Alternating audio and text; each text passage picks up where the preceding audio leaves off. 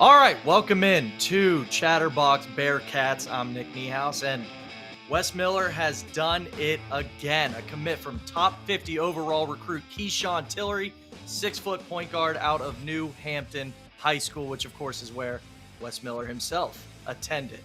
Big pickup for many reasons. First, of course, this is the first pickup in the 2025 class. So we're starting off on a high note, beating out a plethora of schools. I say plethora because I'm about to read off his list of offers here. Get the glasses out for this one. Kansas, Louisville, Ohio State, Villanova, Georgetown, Oklahoma, Florida, and of course, in his final three with Cincinnati, he had Wake Forest and Virginia. Now, there's some recruitments that you're sweating coming down to the wire. We hear rumblings a few days ago, crystal balls come out of nowhere, and this was a no sweater. We knew it was really coming down to UC once those crystal balls started to fly. I myself have been a little wary of the whole crystal balls ever since Houdini mentioned it in the midweek football show, but Isaiah Collier and Flory Badunga. But moving on from that, much better news today. Kesan Tillery is a Bearcat, and I know this might sound cliche. He's really bringing back that old school Bearcat guard. It sounds cliche because we've been talking about it for about a year or so with Jizzle James, but I'm going to tell you why Tillery's got it too. Pretty much the same size as Jizzle and Day-Day. Our friend Eric Lilly also said he would put him in between those two, like a mixture of those two when it comes to athleticism. You see that right off the bat. You're watching his highlights. He likes to ISO. He likes to get to the rim. He's a really good finisher. And at 6 feet tall, he can slam it as well, as we see with Day-Day and Jizzle. Stats are solid in the EYBL. You can see, you can really get in the weeds on that. The main focus with him is that he's not just a scorer. He's a true point guard in every sense, facilitates, scores.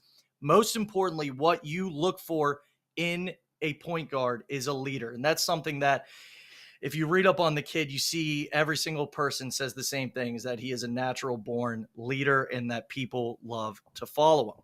That's what makes him a Bearcat. That's something that takes you to the next level more than just talent. That's something we see that Wes Miller likes to recruit.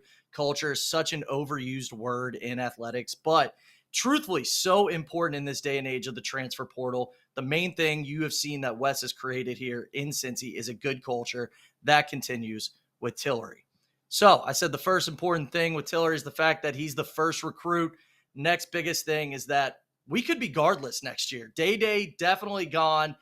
Jizzle, no telling what could happen. If he just blows up, he could leave early to go to the pros. Obviously, we're hoping that doesn't happen in terms of him leaving. We obviously need a breakout year from Jizzle. But if Jizzle stays, having a year to learn underneath Jizzle is going to be huge for Tillery. Hopefully we get 2 years of that.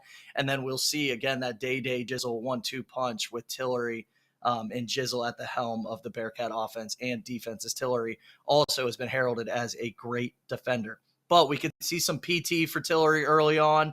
Of course, you have the transfer portal, but getting a good base in terms of getting freshmen in for you to develop, obviously huge still in this day and age. And the last thing you want is Day-Day's gone, Jizzle's gone. It's May. We don't have a point guard, and we're going to have to go shell out a couple $100,000 to go find somebody in the transfer portal who maybe we would overpay for. So a huge recruit in that sense.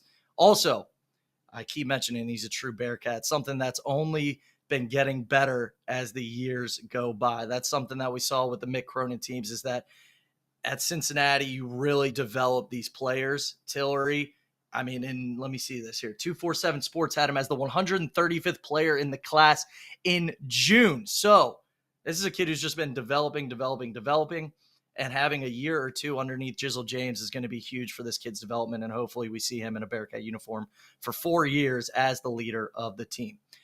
All right, lastly, I want to touch on Wes Miller. There's one word that Tillery said during his commitment video when he was getting interviewed live. It was genuine. Said Wes Miller and the coaching staff made him feel like Cincinnati was home and that it was a genuine feeling.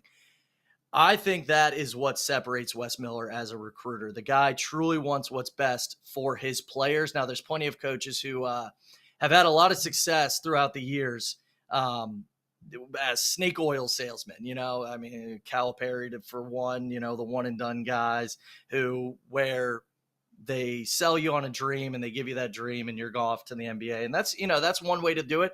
Wes Miller, he truly wants what's best for these players. That's something that I absolutely love with Wes. And I think that's one thing that gets it done when it comes to recruiting. So with that, excited to see what the rest of the class looks like. We're involved with a few other top 50 guys. And also, lastly, before I go, I'm reading this right now. ESPN tweeted out that this is our first top 50 recruit since Jermaine Lawrence. So we're hoping for a better turnout for Tillery here in Cincinnati. But Eric Lilly, one of our friends on the show, said he doesn't know how Tyler Betsy wasn't a top 50 player. I have no idea either. Now we got a couple of them. But that's it. We're going to host our live post-game show tomorrow after the Houston football game.